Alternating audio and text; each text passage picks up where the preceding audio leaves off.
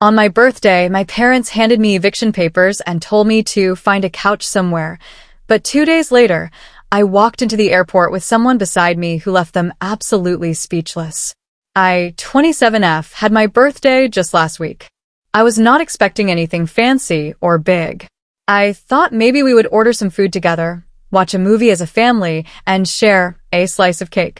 I didn't want fireworks, huge gifts, or expensive surprises, just a normal evening with the people I called family. But what actually happened that day was nothing close to what I imagined. I woke up to the smell of fresh coffee, which almost never happens in our home. For a short moment, I felt a warm smile spread on my face because I thought maybe my parents wanted to do something sweet for me. When I went downstairs, I saw both my mom and dad sitting at the dining table. They were already dressed nicely, which was strange for a Saturday morning.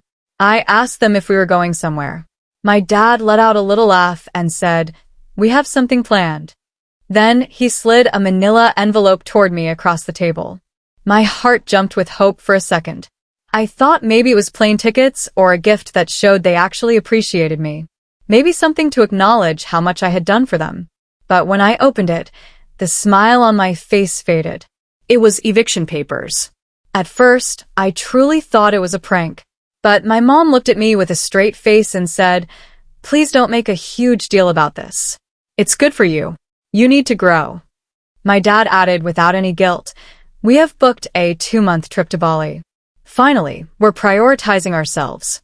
You'll figure something out. You always call yourself independent anyway, right?" I felt my heart drop into my stomach. They knew I wasn't living there for free. I paid $600 in rent every month. I bought my own groceries. I paid my own phone bill. I even helped them last year when their bathroom flooded by covering a huge plumbing bill. On top of that, I work full-time as a remote graphic designer, and during lockdown, I even helped my younger sister get through her online classes by tutoring her for 2 semesters. Speaking of her, my sister, who is 23F and treated like the golden child, walked in during the conversation. She was holding a smoothie in her hand, and with a smug smile, she looked straight at me and said, "Maybe this will finally teach you some life skills." Not a word of kindness. Not even a simple, "Happy birthday." No cake, no balloon, nothing. Just cruel words that cut deeper than anything else. My dad was humming happily as he showed off their travel itinerary. Beach villas, couple spa days, cooking classes, the whole luxury package. He waved his hand casually and said, "You'll be fine. People couch surf all the time. It will build character." I wanted to cry, but I stayed silent. I knew if I reacted, they would call me overly dramatic later. So instead, I went upstairs quietly, packed my essentials, double-checked my passport, booked a one-way flight, and walked out of that house. I did not slam doors. I did not shout or beg. I just left. And what they never expected was that less than 2 days later, while they were sitting in the airport lounge, sipping drinks and smiling like they won the lottery, I walked in too, but this time, I was not alone. Standing beside me was someone they absolutely did not expect to see. My mom's eyes went wide, my dad turned pale, and my sister nearly dropped her mimosa. When I walked into the airport lounge with my godfather beside me, the whole room seemed to freeze. He was my dad's older cousin, the man they cut off years ago after a petty family argument over inheritance. My parents hated him because he could see through their fake smiles and selfish ways. But to me, he was someone who always treated me like I mattered. He was also the one I had been secretly working for as a designer, helping with branding for his new hotel project. When I called him after that birthday disaster, he said 4 simple words that changed everything. "Pack a bag. First class." Turns out, he was flying to Bali too, for a private investors retreat. And so, when I entered the lounge dressed in tailored travel clothes, rolling matching luggage beside him, my parents' perfect vacation mood shattered instantly. My mom blinked rapidly, as if her glasses were fogged. My dad went completely pale, his mouth opening but no words coming out. My sister's phone slowly dropped from her hand, the smug smile replaced with shock. My godfather looked at them calmly and said, "Imagine my surprise when I learned you threw her out on her birthday." Eviction papers of all things. He shook his head slowly. And now you're flying to Bali with no home arranged for her. Thankfully, she'll be with me. I needed someone competent to help run the retreat design anyway. He said the last part loud enough for everyone in the lounge to hear. My parents tried to stutter out excuses, but nothing could cover up the truth. From that moment, the tables turned.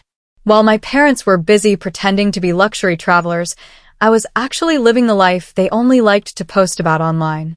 3 days into the trip, my phone exploded with messages from them. Their carefully built illusion was falling apart because I had always been the one behind the scenes handling their reservations, reward points, and bookings. My mom texted first, "Sweetheart, minor problem. Can you fix the system for the villa? You know what I mean." Then my sister messaged, Dad's card isn't working. Fix it before dinner. And finally my dad wrote, "We need you to transfer 70K points ASAP. This is ridiculous." I didn't reply. I was too busy sitting at a beachfront dinner hosted by my godfather, talking to billionaires and interior designers who were actually interested in my work. While they sat on benches with declined cards, I was building a future. The most satisfying moment came when my godfather treated me to a spa day at the same resort where my parents were now stuck after their luxury villa plans collapsed. As I walked in, the staff welcomed me as Miss Project Director and escorted me to a private villa with an infinity pool. Right as I passed the main pool, I saw them. My parents sat wrapped in faded towels, looking miserable. They watched as I was treated like royalty.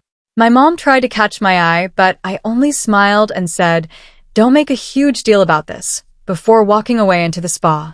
It was the same cold line she had used on me when she handed me those eviction papers. The final confrontation happened near the end of the retreat. My godfather and I had just finished a pitch that landed me a real consulting deal with a luxury hospitality group.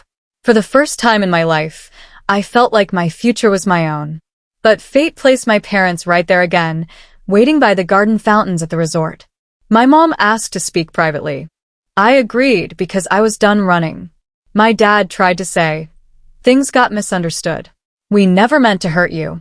I looked him in the eye and said, "You handed me eviction papers on my birthday." My sister rolled her eyes and said, "You're still going on about that?